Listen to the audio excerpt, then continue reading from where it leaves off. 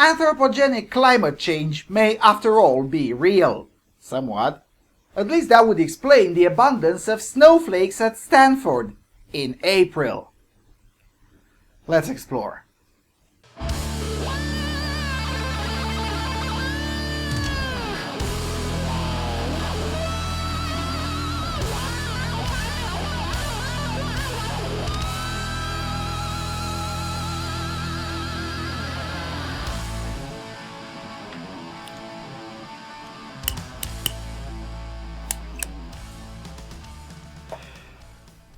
Hello everyone, and welcome to the Freedom Alternative.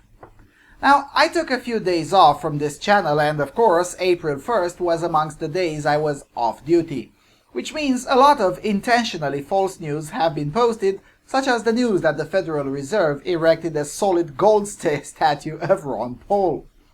But the most glorious action was taken by the Stanford Review, which decided to make a hardline progressive statement on April Fools, which hit the social justice wankers right in the feels. Let me read it to you because it's rather short. So, the Stanford Review demands change. Stanford University has repeatedly failed to address systematic issues on campus. We, the students of the Stanford Review, have seen our voices silenced, our rights trampled, and our experiences ignored. Not once has an administrator inquired as to the relative health of our feelings. The system is broken. We, the students of Stanford Review, demand change. We demand that Stanford builds a wall around El Centro Chicano and makes Mecca pay for it. We demand that Stanford expels Panda Express from campus since its food is culturally appropriative and celebrates the harvesting of the endangered panda bear. We demand that Stanford renames White Plaza to Black Plaza. Naming a Central Plaza after a race is hateful. We demand that Stanford recognizes that half lives matter and establishes a committee to fund the chemistry and physics departments accordingly. We demand that Stanford's classic department end its disgusting and exploitative profiteering off the lived experiences of ancient Greeks and Romans.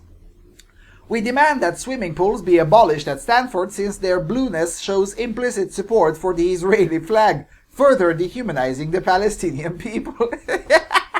We demand that Stanford ends its use of European languages since they are inherently colonialist. We recommend Xhosa, Zulu, and interpretive dance as alternatives for person-to-person communication. We demand that Stanford's applied quantitative reasoning requirement not be fulfilled by cislinear algebra. The experiences of marginalized matrices have been ignored for too long. We demand the banning of the Stanford Federal Credit Union from campus since all debt is alienated and shackles people to the capitalist machine. Also, people use their SFCU debit cards to purchase fruit from the aforementioned oppressive Panda Express. We demand that Hoover Tower be removed since its phallic symbolism is not countered by a suitably feminist building on campus. We demand that the math department immediately cease reducing fractions, each having their own unique identities and experiences to their lowest common denominators.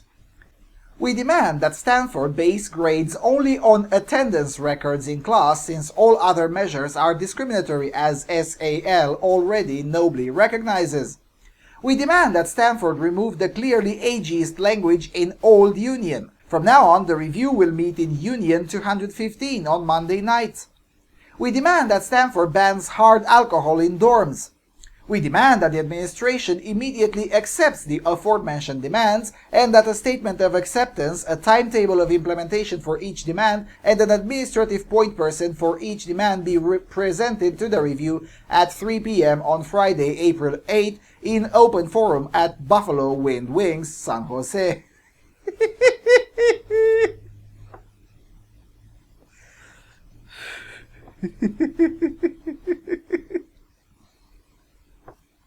Now, I'll leave for you an archived version of the Facebook thread that followed in case they take it down, because what really makes this article glorious is the glorious special snowflake butthurt reactions that it got from regressives. Social justice wankers, cucks, and other similar types of pricks have insisted on being offended by this article. And one of the main reasons they reacted so vehemently is because they recognized some of their positions in this satire article. There actually are SJW students who argue that saying Old Union is ageist, or that eating Mexican food is racist or culturally appropriative, or that mere attendance to classes should be more relevant than your actual knowledge when establishing grades. These positions are positions that SJWs actually do hold. Now sure, the satire slightly exaggerates them, but not by much.